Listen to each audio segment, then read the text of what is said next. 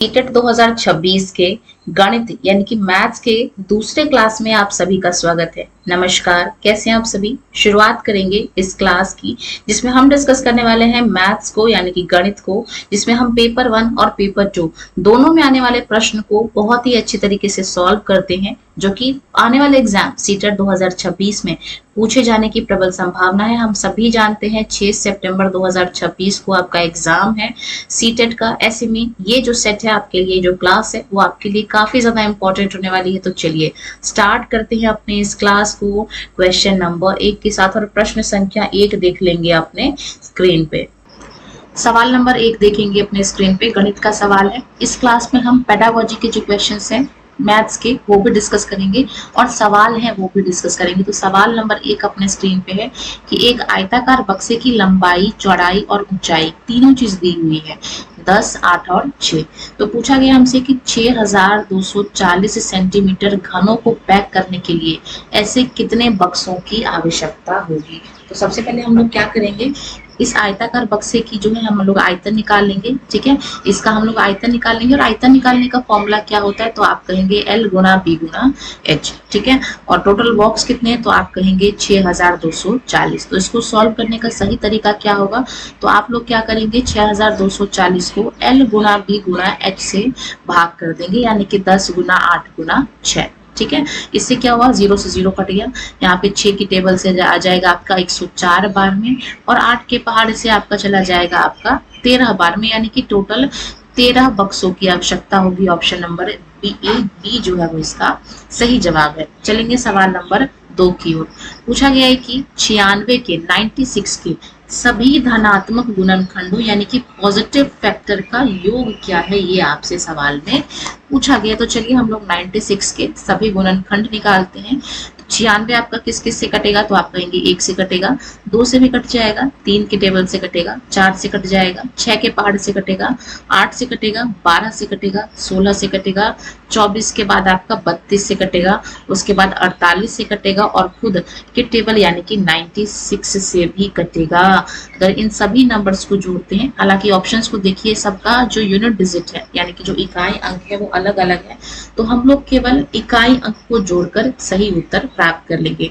तो यहाँ पे अगर हम लोग जोड़ते हैं, 1 को 2 से 3, 3 + 3 6, 4 10 और 6 16, 6 8 आपका हो गया कितना, तो आप कहेंगे 6 6 12 14, 14 को फिर से जोड़ेंगे 16, 16 को 16 से जोड़ेंगे तो आपका हो जाएगा, फिर से 2 आ जाएगा, फिर यहाँ 4 आ जाएगा यानी कि 6, फिर ये 8 और 8 8 16 यानी कि 6 और 6 6, तो आपका जो है टोटल कितना आ रहा है, तो आप कहेंगे 252। लास्ट में 2 आ रहा है, और 2 ऑप्शन कौन सा है, आप कहेंगे एक ही ऑप्शन है जिसमें 2 आ रहा है, यानी कि 252 इसका सही उत्तर है। तो ये शॉर्टकट है जोड़ने का। बाकी अगर आपको ये तरीका नहीं आता है, तो क्योंकि सीटेट में इनफ टाइम रहता है क्वेश्चन को सॉल्व करने का, तो आप सभी नंबर्स को जोड़ के भी निकाल सकते हैं। चलेंगे सवाल नंबर 3 की ओर। पूछा गया है कि प्राथमिक स्तर पर यानी कि प्राइमरी लेवल पर गणित की पाठ्य पुस्तकों की सबसे महत्वपूर्ण विशेषता निम्नलिखित में से क्या होनी चाहिए। ऑप्शन देखिए, अवधारणाओं को जटिल से सरल की ओर प्रस्तुत करना चाहिए, या फिर बोला गया है यहाँ पे अवधारणा को पूर्णतया अमूर्त में प्रस्तुत किया जाना चाहिए, या फिर बोला गया है अवधारणाओं को यानी कि कॉन्सेप्ट्स को ठोस से यानी कि क्रीट से अमूर्त की ओर प्रस्तुत किया जाना चाहिए, या फिर ऑप्शन नंबर डी कहता है उच्च स्तरीय गणित के लिए तैयारी पर ध्यान देना चाहिए। तो देखिए, जब हम लोग प्राइमरी लेवल पे होते हैं तो हमको ठोस से उसको अमूर्त की तरफ उनका ध्यान जो है वो कॉन्सेंट्रेट करना चाहिए। Option number C will be the correct answer. सवाल नंबर 4 देखेंगे। यदि अभी दोपहर के 2:17 हो रहे हैं, यानी कि 2:17 PM है, तो अब से ठीक 11 घंटे 59 मिनट के बाद कितना समय होगा। तो इस सवाल को देखेंगे तो देखेंगे हम लोग 11 घंटे यहाँ पे 59 मिनट को जोड़ेंगे, तो ये आपका 12 घंटे से मात्र एक जो है वो घंटा कम है ना, 1 मिनट कम है। तो हम लोग क्या करेंगे, 2:17 में से अगर हम लोग 12 घंटे जोड़ते हैं तो आपका 2:17 PM में 2:17 AM हो जाएगा आपका, अगर हम लोग 12 घंटा जोड़ेंगे तो। ठीक है, क्योंकि 1 मिनट एक्स्ट्रा था, 11 घंटा 59 सेकेंड ही था, तो इसमें से 1 घटा दीजिए, यानी कि 2:16 आपका सुबह का बज रहा है। ऑप्शन नंबर बी इसका सही जवाब है। चलेंगे सवाल नंबर 5 को देखेंगे। संख्या इसमें 9 का स्थानीय मान और अंकित मान के बीच कितना डिफरेंस है। तो 9 है हमारा ये, इसका स्थानीय मान कितना होगा, तो आप कहेंगे 3 नंबर आगे हैं तो 3 जीरो लगा दो, और इसका अंकित मान क्या होगा, तो आप कहेंगे इसमें से 9 घटा दो, इसमें से 10 में से 9 गया तो क्या बचा 1, और 1 का केवल एक ही उत्तर है, आप कहेंगे ऑप्शन नंबर बी इसका सही जवाब है। तो ये इसका जो है वो सही तरीका होता है क्वेश्चन को सॉल्व करने का। सवाल नंबर 6 देखेंगे अपने स्क्रीन पे। एक विषम संख्या यानी कि एक ऑड नंबर और एक सम संख्या यानी कि एक इवन नंबर, इसका योग क्या होता है, हमेशा ये पूछा गया है। चलिए ऑप्शंस देख लेते हैं। एक सम संख्या, एक विषम संख्या, ऑप्शन सी कहता है एक अभाज्य संख्या, या फिर ऑप्शन नंबर डी कहता है 0। तो ऑप्शन की मदद से हम लोग जो है चलिए उदाहरण लेते हैं और सॉल्व करके खुद ही चेक कर लेते हैं। मान लेते हैं एक जो है वो एक ऑड नंबर है और 2 एक इवन नंबर है यानी कि सम संख्या है। इसको जोड़ने पे ये क्या आ रहा है, तो आप कहेंगे एक विषम संख्या आ रही है। अगला सवाल देखेंगे, अगला उदाहरण देखेंगे। 3 में अगर 4 जोड़ते हैं तो 7 आता है और ये भी एक विषम संख्या है, ठीक है। इसी तरीके से अगर हम लोग 9 में 10 जोड़ते हैं तो क्या आता है आपका 19 आता है और ये भी एक विषम संख्या है। तो उदाहरण के माध्यम से आप देख सकते हैं जब एक सम को एक विषम में जोड़ा जाता है तो वो विषम बन जाता है, यानी कि ऑप्शन नंबर बी इसका सही जवाब है। क्वेश्चन नंबर 7 देखेंगे अपने स्क्रीन पे। ये हमारे पास एक संख्या है 35460।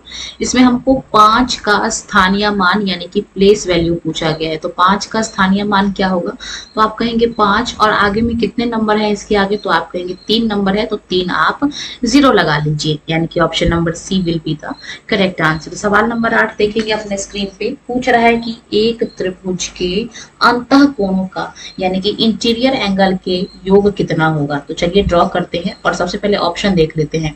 ऑप्शन नंबर ए कहता है 90 डिग्री, ऑप्शन नंबर बी कहता है 180 डिग्री, ऑप्शन नंबर सी कहता है 270 डिग्री और ऑप्शन नंबर डी कहता है 360 डिग्री। तो हम सभी जानते हैं कि एक त्रिभुज के तीनों अंतः कोणों का जो योग है वो आपका 180 डिग्री है और यही जो है वो इसका सही उत्तर है, यानी कि option number B will be the correct answer of this question. चलेंगे अगला सवाल, सवाल नंबर 9 अपने स्क्रीन पे।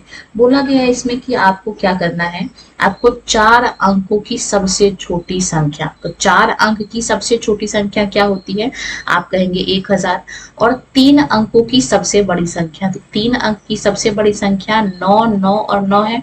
इनके बीच का डिफरेंस क्या है ये आपसे सवाल में पूछा गया है, तो इसको घटाएंगे। तो 1000 में से अगर हम लोग 999 घटा देंगे तो क्या बचेगा, आप देख के कह देंगे 1 बच जाएगा। और कौन सा ऑप्शन है, तो option number A will be the right answer of this question. चलेंगे 10वें सवाल की ओर। देखते ही देखते हमने यहाँ पे 9 क्वेश्चन कंप्लीट कर लिए हैं और चल गए हम लोग 10वें सवाल की ओर। इसमें से कौन सा एक अभाज्य संख्या यानी कि प्राइम नंबर है, ये आपसे पूछा गया है। तो प्रीवियस क्लास में भी मैंने आपको बताया होगा, जो किसी और के टेबल में ना आए, जो किसी से ना कटे, जो भाज्य ना हो, जो डिवाइड ना हो, वो अभाज्य है यानी कि प्राइम है। तो 9 को देखते हैं। तो 9 जो है हमारा 3 के पहाड़े से जा रहा है यानी कि ये नहीं होगा। 15 को देखिए, ये 3 से भी चला जाएगा और 5 से भी चला जाएगा यानी कि ये नहीं होगा। ऑप्शन नंबर सी देखेंगे 11। 11 क्या किसी की टेबल में आ रहा है, आप कहेंगे नहीं, 11 केवल और केवल अपने टेबल में आता है। तो यही जो है वो इसका सही उत्तर है। बाकी ऑप्शन नंबर अगर डी देख लें तो ये 3 से भी कट रहा है और 7 से भी कट रहा है, तो ये भी नहीं होगा। तो कौन सा उत्तर सही होगा, आप कहेंगे क्वेश्चन नंबर 10 का ऑप्शन नंबर सी जो है वो सही होगा। तो कभी कभी आप इस तरीके से ऑप्शंस को एलिमिनेट करके अपने सवाल को सॉल्व कर पाएंगे, यही गणित की खूबसूरती है। बाकी बात करेंगे हम लोग सवाल नंबर 11 की। सबसे छोटी भाज्य संख्या यानी कि कंपोजिट नंबर पूछा गया है। ऑप्शन देख लेते हैं। ऑप्शन नंबर ए 1 है। क्या 1 और किसी के टेबल में आता है, तो आप कहेंगे नहीं। ऑप्शन नंबर बी देखेंगे 2।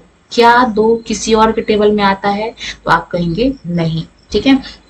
अच्छा, यहाँ पे भाज्य पूछा गया है। अगर यहाँ पे अभाज्य पूछा जाता सबसे छोटी अभाज्य संख्या क्या है, तो आप कहते 2 है, ठीक है। 3 देखिए, क्या 3 किसी और के टेबल में आ रहा है, तो आप कहेंगे नहीं। क्या 4 किसी के टेबल में आ रहा है? तो बिल्कुल आ रहा है, ये 2 के टेबल में आ रहा है और हमसे भाज्य पूछा गया है, यानी कि जो डिवाइड हो रहा हो, तो यही जो है वो अपना सही उत्तर है। Option number D will be the right answer. तो सवाल को ध्यान से पढ़ना, जल्दबाजी में आप भाज्य को अभाज्य मत समझ लेना। बाकी बात करेंगे हम लोग सवाल नंबर 12 की। 1000 की पूर्ववर्ती, पूर्ववर्ती का मतलब क्या होता है कि जो इससे ठीक पहले आए। तो 1000 से ठीक पहले क्या आता है? आप कहेंगे 999 आता है, यानी कि ऑप्शन नंबर ए जो है वो इसका सही उत्तर है। तो लगभग आपको इन सीरीज में हर तरह के सवाल देखने को मिलेंगे, फिर चाहे वो टफ हो या फिर इजी हो, क्योंकि हमारा ये प्रैक्टिस सेट है और प्रैक्टिस सेट का एक ही मोटिव होता है, आपको क्वेश्चंस की प्रैक्टिस कराना, किस पैटर्न में पूछे जा रहे हैं उन सवालों की प्रैक्टिस कराना। और कभी कभार क्या होता है कि आप टफ चीजें पढ़ने के चक्कर में आसान चीजें भूल जाती हैं, फिर वो छूट जाता है। और जब कोई इजी जो हमको आता है, जब हम वो क्वेश्चन करके एग्जाम में नहीं आते हैं, तो कसम से दुख बड़ा होता है। तो इस चीज का आपको ध्यान देना है। और बात करेंगे हम लोग सवाल नंबर यहाँ पे 13 की। पूछा गया है कि 200 का 25% कितना होगा? तो हम सभी जानते हैं 25% की फ्रैक्शन वैल्यू क्या होती है। आप कहेंगे 1/4 होता है, तो 200 को 1/4 से भाग कर दो। जब हम लोग 200 को डिवाइड करेंगे 4 से, तो ये आपका 50 बार में कट जाएगा। तो ऑप्शन नंबर बी जो है वो इसका सही उत्तर है। आप दूसरा तरीका ऐसे भी निकाल सकते हैं, 200 का 25%, तो आपका 00 से 00 कट गया, 25 के टेबल से 2 बार में आ गया 50। तो तरीके कई सारे हैं सॉल्व करने के, हमारा मोटिव केवल और केवल आंसर निकालना है, तरीका कोई भी हो। बाकी देखेंगे क्वेश्चन नंबर 14 अपने स्क्रीन पे। एक आयत की लंबाई 5 सेंटीमीटर है और चौड़ाई 4 सेंटीमीटर है, तो इसका क्षेत्रफल क्या होगा ये हमसे पूछा गया है। लंबाई 5 है, चौड़ाई 4 है, तो हम सभी जानते हैं हम एक आयत के क्षेत्रफल का फॉर्मूला क्या होता है। आप कहेंगे लंबाई गुणा चौड़ाई। तो चलिए इसको गुणा कर देते हैं, 5 गुणा 4 कितना आ गया? तो आप कहेंगे 20, और 20 कौन सा ऑप्शन है? ऑप्शन नंबर सी इसका राइट आंसर है। सवाल नंबर 15 देखेंगे अपने स्क्रीन पे। बोला गया है 3 दिनों में कुल कितने घंटे होते हैं? तो टोटल दिन कितने हैं? आप कहेंगे 3। एक दिन में कितने घंटे होते हैं? आप कहेंगे 24 होते हैं। तो 24 को 3 से गुणा कर दीजिए, 4 तिया 12, यानी कि 72। ऑप्शन नंबर कौन सा है? आप कहेंगे ऑप्शन नंबर सी इस सवाल का सही जवाब है। चलेंगे नेक्स्ट सवाल, सवाल नंबर 60 की ओर, 16 की ओर। 60 डिग्री का संपूरक कोण क्या है? तो देखिए 2 प्रकार की इस तरीके से प्रश्न पूछे जाते हैं। एक होता है पूरक कोण और एक होता है संपूरक कोण। तो पूरक तब होगा जब 2 कोणों को जोड़ने पे क्या आना चाहिए? आप कहेंगे 90 अगर आता है तो वो पूरक कोण है, ठीक है। और अगर 2 कोणों को जोड़ने पे 180 आता है तो आप इसको संपूरक कोण कहेंगे। तो यहाँ पे 60 डिग्री का संपूरक कोण पूछा गया है, तो हम लोग क्या करेंगे, 180 में से घटा लीजिए 60, कितना आ गया? आप कहेंगे 120 आ गया, और यही इसका सही उत्तर है, यानी कि सवाल नंबर सी जो है वो इसका ऑप्शन नंबर सी इसका सही उत्तर है। तो इस तरीके से पूरक का पूछे तो पूरक बताना है, संपूरक पूछे तो 180 में से घटाना है, दोनों चीजें याद रखिए। बाकी चलेंगे हम लोग सवाल नंबर 17 की ओर। 6 दर्जन में कुल कितनी वस्तुएं होंगी? हम सभी जानते हैं डजन का कॉन्सेप्ट, दर्जन का कॉन्सेप्ट। 1 दर्जन में कितना सामान आता है? तो आप कहेंगे 12। तो 6 दर्जन में कितना आएगा? आप कहेंगे गुणा कर लो इनको। तो 12 को जब हम लोग 6 से गुणा करेंगे तो 12 छिक 72, यानी कि 72। Option number B will be the correct answer of this question. चलिए अगले सवाल की ओर देखते हैं, सवाल नंबर 18 अपने स्क्रीन पे। राष्ट्रीय पाठ्य चर्चा की रेखा यानी कि नेशनल करिकुलम फ्रेमवर्क 2005 के हिसाब से प्राथमिक स्तर पर यानी कि प्राइमरी लेवल पर गणित शिक्षण का मुख्य उद्देश्य क्या है? ऑप्शन देखिए, उच्च गणित की तैयारी कराना। ऑप्शन नंबर बी कहता है गणित में अमूर्त अवधारणाओं को याद कराना। ऑप्शन नंबर सी कहता है बच्चे की विचार प्रक्रिया का गणितीकरण करना। और ऑप्शन नंबर डी कहता है केवल गणना कौशल विकसित करना, यानी कि कैलकुलेट करना सिखाना। तो ऐसा नहीं कि हम लोग उनको हायर लेवल के लिए तैयार करते हैं, वो तो ऑटोमेटिकली अगर हम लोग अच्छे से प्लेवे मेथड से समझा के, चीजों को दिखा के समझाएंगे तो उनको ऑब्वियस सी बात है कि वो हाई लेवल की तैयारी हो ही जाएगी। लेकिन उद्देश्य क्या है? तो उनका जो थॉट प्रोसेस है उसका गणितज्ञीकरण करना, ये एनसीएफ 2005 के अनुसार प्राइमरी लेवल पर मैथ्स टीचिंग का मेन उद्देश्य है। चलेंगे सवाल नंबर 19 को देखेंगे। प्राथमिक स्तर पर ज्यामिति यानी कि ज्योमेट्री पढ़ाने के लिए सबसे बेस्ट मेथड कौन सा है, ये पूछा गया है। ऑप्शन देखिए, व्याख्यान विधि यानी कि लेक्चर दीजिए। दूसरा है निगमन विधि यानी कि उदाहरण और नियम कानून बताइए। ऑप्शन नंबर सी है खेल और गतिविधि विधि यानी कि प्लेवे मेथड। और ऑप्शन नंबर डी है सूत्र रटना यानी कि उनको फॉर्मूले रटवा दीजिए। तो जो प्राइमरी लेवल पे गणित पढ़ने का, खासकर ज्यामिति पढ़ने का जो सही अच्छा तरीका है वो आपका खेल विधि है और एक्टिविटी विधि है। इस तरीके से आपको क्या करना है, बच्चों को पढ़ाना है प्राइमरी लेवल पे। सवाल नंबर 20 देखेंगे, जियो बोर्ड। ये जो आपका जियो बोर्ड है इसका उपयोग किसके शिक्षण के लिए किया जाता है, ये आपसे सवाल में पूछा गया है। ऑप्शन देखिए, ज्यामिति आकृति। ऑप्शन नंबर बी कहता है भिन्न यानी कि फ्रैक्शन। ऑप्शन नंबर सी कहता है स्थानीय मान यानी कि प्लेस वैल्यू। और ऑप्शन नंबर डी कहता है आयतन यानी कि वॉल्यूम। तो चलिए आपको इसका चित्र ही दिखा देते हैं। ये कुछ इस तरीके से आपका देखने में लगता है आपका जियो बोर्ड। यहाँ पे अगर आप इसको ध्यान से देख रहे हो तो यहाँ पे डॉट डॉट डॉट है और यहाँ पे इस तरीके से आप इसको पैटर्न बना सकते हो, यानी कि आप वर्ग, आयत, त्रिभुज जो भी आपका बनाने का मन करे वो आप क्या कर सकते हो, इस जियो बोर्ड पे बना सकते हो। तो यहाँ पे आकृतियां बन रही हैं, शेप बन रहा है, आकार बन रहा है। तो कौन सा आप इसका सही उत्तर कहेंगे, आप कहेंगे ऑप्शन नंबर ए जो है वो इसका सही उत्तर होगा। चलेंगे सवाल नंबर 21 को देखेंगे। गणित में निदानात्मक परीक्षण यानी कि डायग्नोस्टिक टेस्टिंग का मुख्य उद्देश्य क्या है। ऑप्शन देखिए, बच्चों को ग्रेड देना बिल्कुल गलत है। बच्चों के सीखने की कमियां का पता लगाना यानी कि लर्निंग गैप्स कहाँ है, क्या चीजें वो नहीं सीख पा रहे हैं, इसका पता लगाना। ऑप्शन नंबर सी है कि अभिभावक यानी कि पेरेंट्स को रिपोर्ट कार्ड देना यानी कि रिजल्ट देना। और ऑप्शन नंबर डी है उनको अगली कक्षा में प्रमोट करना। तो निदानात्मक परीक्षण गणित में जब हम लोग करते हैं तो हम लोग ये पता लगाते हैं कि बच्चों में कहाँ कहाँ कमी है यानी कि कहाँ कहाँ लर्निंग गैप है, फिर उसको सुधारते हैं और फिर उसको सिखाने की कोशिश करते हैं। सवाल नंबर 22 देखेंगे। एक स्टेटमेंट है, सवाल इंपॉर्टेंट है और एक स्टेटमेंट है। कहा गया है गणित जो है वो सभ्यता और संस्कृति का दर्पण है। ये स्टेटमेंट किसका है, ये सवाल में पूछा गया है। ऑप्शन देखिए, हॉगबेन। ऑप्शन नंबर बी कहता है प्लेटो। ऑप्शन नंबर सी कहता है गैलीलियो। और ऑप्शन नंबर डी कहता है यहाँ पे आर्यभट्ट। तो ये जो सभ्यता और संस्कृति का दर्पण है ये स्टेटमेंट हॉगबेन ने दिया था। Option number A will be the correct answer. तो भाई ये तो फैक्चुअल क्वेश्चन है, आपको याद करने ही पड़ेंगे। सवाल नंबर 23 देखेंगे। एक टीचर बच्चों को घर के बिजली के बिल लाने को कहता है, बोलता है कि बेटा जो भी आपका बिजली बिल आए वो आप ले आओ। तो इसका मुख्य उद्देश्य क्या है टीचर के मन में बच्चों के लिए, ये सवाल में पूछा है।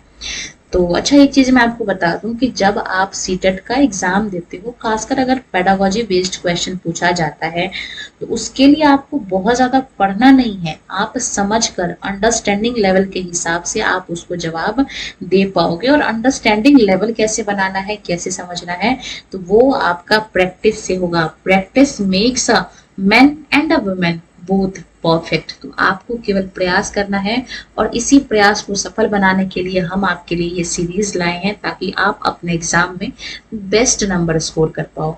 तो यहाँ पे बोला गया है बच्चों के घर का खर्च जानना। तो भाई आपके घर में कितनी बिजली खर्च हो रही है इससे टीचर को कोई फर्क नहीं पड़ता, तो ये ऑप्शन आपका गलत है। बच्चों को उनके वास्तविक जीवन से जोड़ना यानी कि उनके रियल लाइफ से कनेक्ट करना, उनकी पढ़ाई को, गणित को, ये टीचर का मुख्य उद्देश्य है। ठीक है, ऑप्शन नंबर बी इसका सही उत्तर है। बाकी अगर बच्चों को बिजी रखेंगे तो और चीजें भी करा सकते हैं और अभिभावकों का उनको टेस्ट नहीं लेना है, तो ऑप्शन नंबर बी इसका सही उत्तर है। सवाल नंबर 24 देखेंगे। निम्न में से कौन सी एक गणितीय प्रक्रिया नहीं है। ठीक है, ऑप्शन देखिए, मानस दर्शन यानी कि विजुअलाइजेशन, देखना। ऑप्शन नंबर बी कहता है रटना यानी कि मेमोराइजेशन। ऑप्शन नंबर सी कहता है अनुमान लगाना यानी कि एस्टिमेशन। और ऑप्शन नंबर डी कहता है मापन यानी कि मेजरमेंट। तो आप देख सकते हैं हम चीजों को देख के भी समझते हैं कि जैसे ये मान लीजिए ये वर्ग है, ये आयत है, तो हम देख के समझ गए। ठीक है, एस्टिमेशन लगाना यानी कि अनुमान लगाना। तो कभी कभार गणित में हम लोग अनुमान भी लगाते हैं, मापते भी हैं, क्या नहीं करते, तो आप कहेंगे रटते नहीं है किसी चीज को, यानी कि ऑप्शन नंबर बी इसका सही जवाब है। सवाल नंबर 25 देखेंगे। शिक्षण की प्रोजेक्ट विधि यानी कि प्रोजेक्ट मेथड किसके द्वारा दी गई थी। तो टीचिंग की जो प्रोजेक्ट मेथड है ये किसके द्वारा दिया गया है, तो आप ऑप्शन देख लीजिए, John Dewey. Option number B कहता है WH। ऑप्शन नंबर सी कहता है मारिया मॉन्टेसरी और ऑप्शन नंबर डी कहता है जीन पियाजे। तो ये जो शिक्षण की प्रोजेक्ट विधि है ये आपका जॉन डीवी ने दिया है, यानी कि ऑप्शन नंबर ए इसका सही जवाब है। चलेंगे अगले सवाल को देखेंगे, क्वेश्चन नंबर 26 अपने स्क्रीन पे। रचनात्मक मूल्यांकन यानी कि फॉर्मेटिव असेसमेंट का मुख्य कार्य क्या है।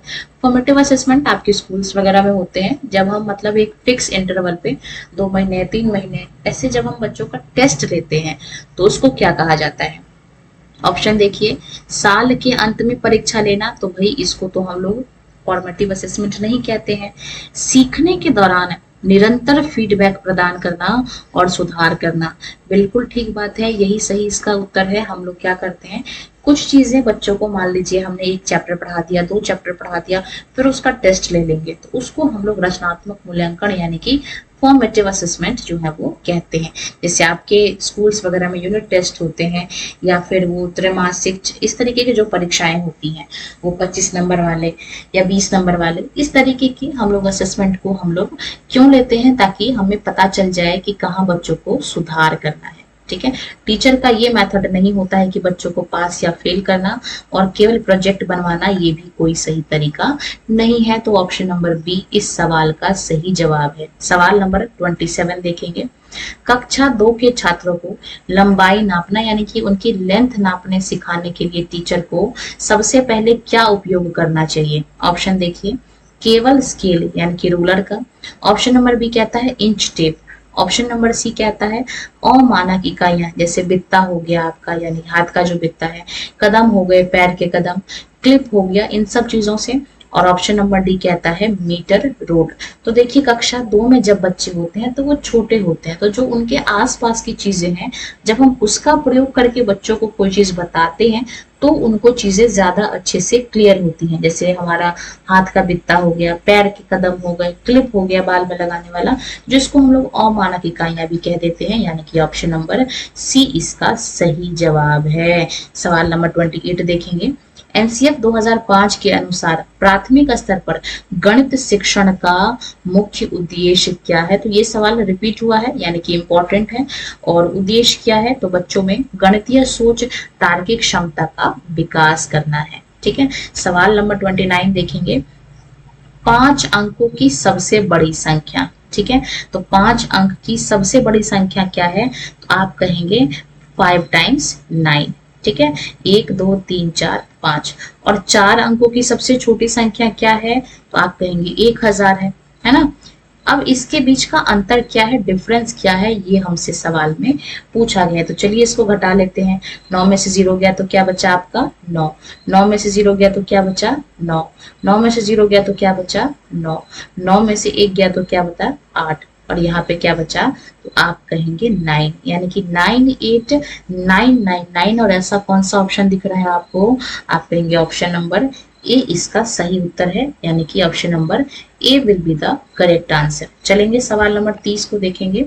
बेन हील के ज्यामिति विचार के स्तरों के हिसाब से जो छात्र आकृति को देखकर, केवल देखकर उसकी दिखावट के आधार पर उसको पहचान लेते हैं, वो किस लेवल के बच्चे हैं, ये पूछा गया है। तो चलिए देख लेते हैं ऑप्शन को। ऑप्शन नंबर ए कहता है स्तर 0।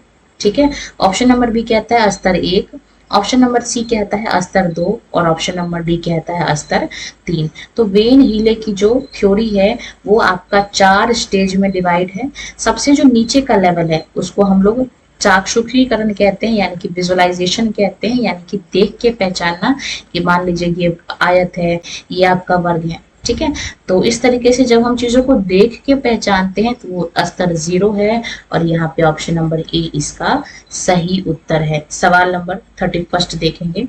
36 के सभी धनात्मक गुणनखंडों यानी कि फैक्टर्स का, पॉजिटिव फैक्टर का योग क्या होगा। चलिए सबसे पहले काम होगा हमारा 36 का जो भी पॉजिटिव फैक्टर है उसको निकालना। तो हम 36 को देखें अगर ध्यान से, तो 36 आपका 1 के टेबल से जाएगा, 2 के पहाड़े से चला जाएगा, 3 से भी जाएगा, 4 से भी जाएगा, 6 से भी जाएगा, उसके बाद आपका 9 से जाएगा 4 बार में, 12 के पहाड़े से जाएगा 3 बार में, उसके बाद 18 के पहाड़े से जाएगा आपका 2 बार में, और एक बार आपका 36 के पहाड़े से भी जाएगा। तो चलिए इन सबको जोड़ लेते हैं। 2 + 1 3, 3 + 3 6, 6 + 4 10, ठीक है। और ये 16 16 और इसमें 9 जोड़ेंगे तो 9 और 6 15, 15 का 5, 5 और 2 7, 7 और 8 15, और 5 और 6 11। यानी कि यूनिट का जो डिजिट है, इकाई अंक, वो आपका 1 आना चाहिए। और ऐसा कौन सा ऑप्शन है? आप कहेंगे ऑप्शन नंबर बी, इकलौता ऐसा ऑप्शन है जिसमें 1 आ रहा है, तो यही सही उत्तर है। बाकी अगर मान लीजिए 1 से ज्यादा ऑप्शन अगर आपको इस तरीके से दिख रहे हो, तो आप नंबर भी कोई बड़ा नहीं है, आप सबको जोड़ लीजिए, आपको आंसर पता चल जाएगा। सवाल नंबर 32 देखेंगे। प्राथमिक कक्षा में भिन्न यानी कि फ्रैक्शन की अवधारणा को पेश करने के लिए सबसे बेस्ट मेथड कौन सा है?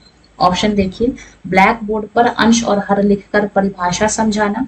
ऑप्शन नंबर बी कहता है कागज मोड़ने की गतिविधि यानी कि पेपर फोल्डिंग, या फिर वृत्ताकार कटआउट का उपयोग करना।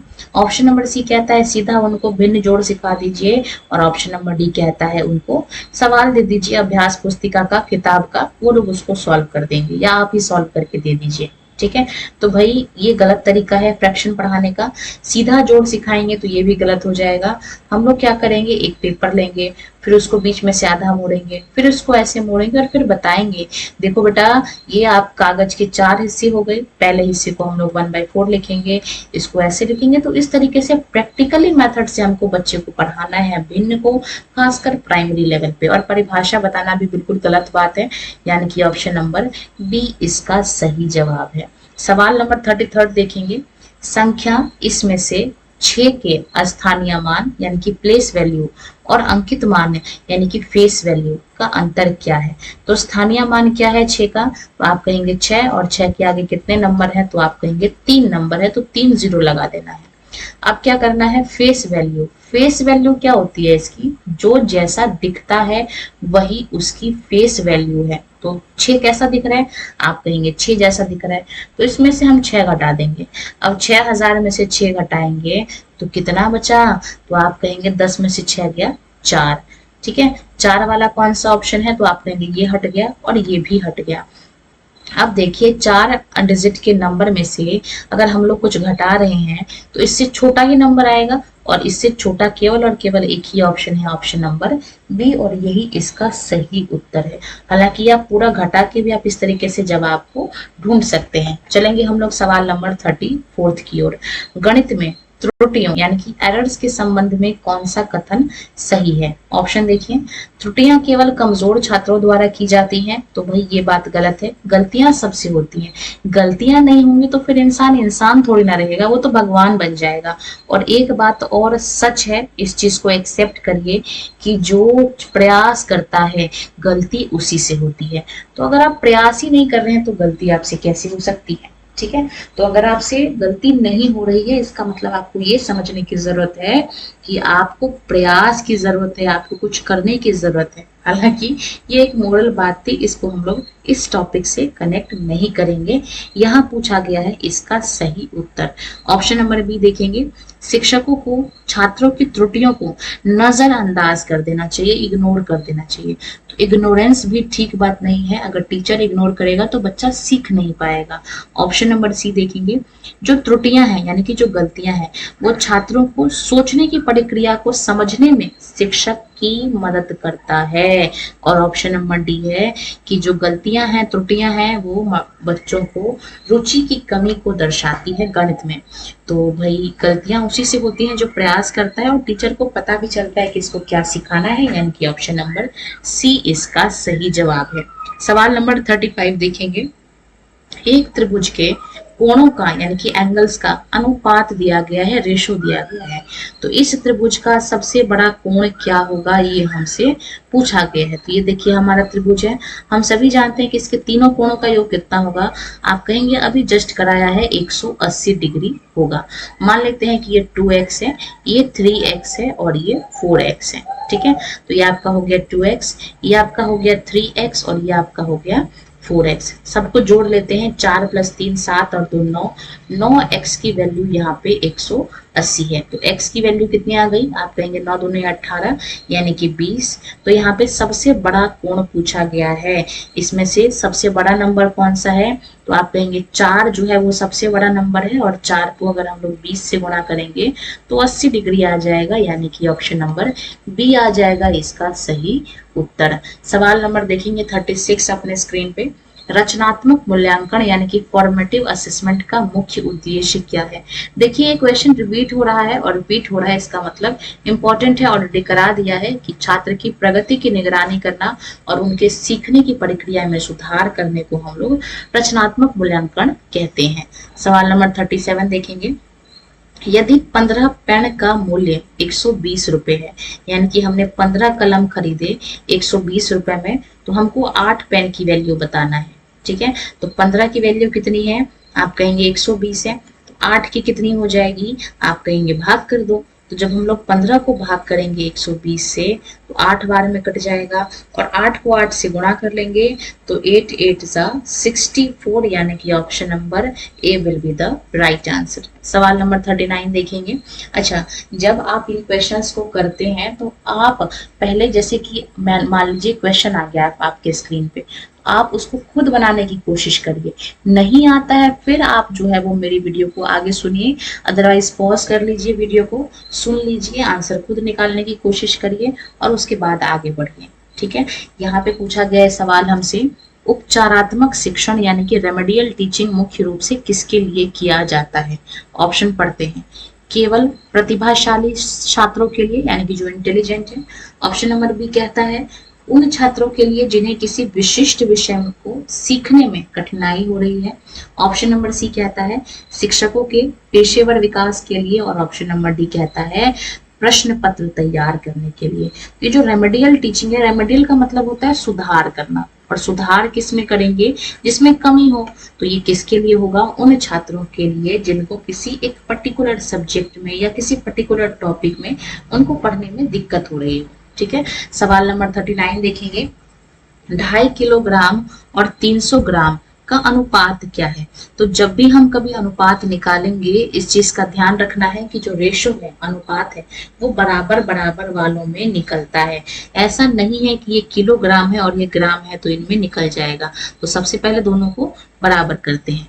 2.5 किलोग्राम का मतलब क्या है, 2 किलो का मतलब है आपका 2000 ग्राम, और 0.5 है यानी कि 500। तो कितना आ गया आपका, तो आप कहेंगे 2500। ठीक है, और इसका अनुपात किससे निकालना है, तो आप कहेंगे 300 से। 00 से 00 काट लेना है अपने को, और कितना बच गया, तो आप कहेंगे 25:3, यानी कि ऑप्शन नंबर कौन सा है, ऑप्शन नंबर ए इसका सही उत्तर है।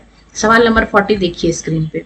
पूछा गया है जियो बोर्ड, इस जियो बोर्ड का उपयोग मुख्य रूप से क्या सिखाने के लिए किया जाता है।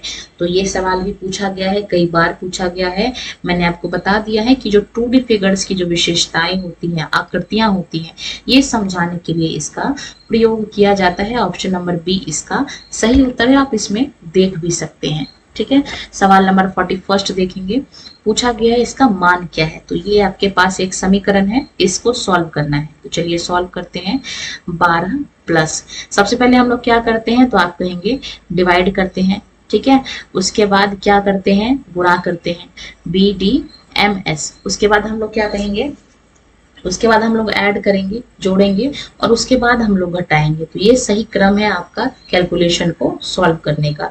तो सबसे पहले हम लोग क्या करेंगे, 4 को भाग देंगे 8 से, तो कितने बार में कटा, आप कहेंगे 2 बार में। ठीक है, उसके बाद हमने माइनस कर दिया, अब हम गुणा करेंगे, तो 2 को 3 से गुणा करेंगे तो कितना आ गया, आप कहेंगे 6 आ गया। तो 12 प्लस 2 कितना आ गया आपका 14, और 14 में से 6 घटा लीजिए, कितना आ जाएगा, आप कहेंगे 8 आ गया। आसान सवाल था, ऑप्शन नंबर बी इसका सही उत्तर है। सवाल नंबर 42 देखेंगे। जॉर्ज पॉलिया के अनुसार समस्या समाधान का पहला कदम क्या है। देखिए इस साइंटिस्ट का नाम पूछा ही जाता है मैथ्स के अंदर खासकर, तो आपको ये जो है पढ़ लेना है। ठीक है, बोला गया योजना बनाना यानी कि प्लान बनाना। ऑप्शन नंबर बी कहता है समस्याओं को समझना। ऑप्शन नंबर सी कहता है यहाँ पे आपका योजना को लागू करना, और ऑप्शन नंबर डी कहता है पीछे मुड़कर देखना। तो देखिए सबसे पहला स्टेप क्या है कि पहले हमको समस्या को समझना होगा कि प्रॉब्लम क्या है। ठीक है, जैसे आपकी लाइफ में कोई प्रॉब्लम होता है तो आप क्या करते हो, पहले समझते हो कि भाई क्या परेशानी है। जब परेशानी पता चल जाएगा तब हम क्या करेंगे, प्लान बनाएंगे, उसके बाद उसको हम लोग लागू करेंगे। तो ये एक स्टेप होना चाहिए, ठीक है, जो कि ठीक है। तो सबसे पहले हम लोग क्या करेंगे, प्रॉब्लम को समझेंगे, understand the problem. Option number B इसका सही जवाब है। ठीक है, और यहाँ से आप इसको बेहतर तरीके से समझ सकते हैं। सबसे पहला स्टेप क्या है, अंडरस्टैंड द प्रॉब्लम, यानी कि प्रॉब्लम को समझना। ठीक है, दूसरा क्या है, प्लान बनाना। तीसरा क्या है कि इसको लागू कर देना, और अंत में आता है कि इसको पीछे मुड़कर देखना कि क्या ये सक्सेस हुआ या नहीं है। ठीक है, तो ये आपका प्लान बनाना पहला स्टेप है। उसके अलावा क्या है, समझना पहला स्टेप है, प्लान बनाना दूसरा स्टेप है, उसको लागू करना तीसरा स्टेप है, और फिर उसको पीछे मुड़कर देखना कि ये हुआ या नहीं, ये फोर्थ स्टेप है। तो आपसे अब कोई भी कदम पूछ लेगा, आपके कदम लड़खड़ाएंगे नहीं इसका जवाब देने के लिए। तो इस चीज का आपको ध्यान रखना है। और चलेंगे हम लोग सवाल नंबर 43 की ओर। क्वेश्चन नंबर 43 अपने स्क्रीन पे, एक आयत की लंबाई और चौड़ाई दी गई है, इसका परिमाप क्या होगा। परिमाप किसको कहते हैं, हम लोग सभी बाउंड्रीज को जब हम लोग जोड़ देते हैं तो इसका परिमाप निकल जाता है। हम सभी जानते हैं आयत के परिमाप का फॉर्मूला 2 गुना लंबाई प्लस चौड़ाई। ठीक है, तो यहाँ पे आपकी लंबाई कितनी है, आप कहेंगे 12 है, चौड़ाई कितनी है तो आप कहेंगे 8 है। 12 में 8 जोड़ दो, कितना आ गया, 20 आ गया। 20 को किससे गुणा करना है, आप कहेंगे 2 से। 22 सा कितना होता है तो आप कहेंगे 40 होता है। आसान सवाल था, है ना। तो 40 सेंटीमीटर इसका जो है वो सही उत्तर है। कौन सा ऑप्शन है इनमें से 40, आप कहेंगे बी है। तो इस तरीके से काफी आसानी से इस क्वेश्चन को हमने सॉल्व कर दिया। सवाल नंबर 44 देखेंगे अपने स्क्रीन पे। गणित की प्रकृति यानी कि नेचर ऑफ मैथमेटिक्स के बारे में निम्नलिखित में से कौन सा कथन सही है। ऑप्शन देखिए, सही नहीं है ये पूछा गया है। गणित क्या है, तार्किक है, तो भाई लॉजिकल तो है ही, ये बात ठीक है।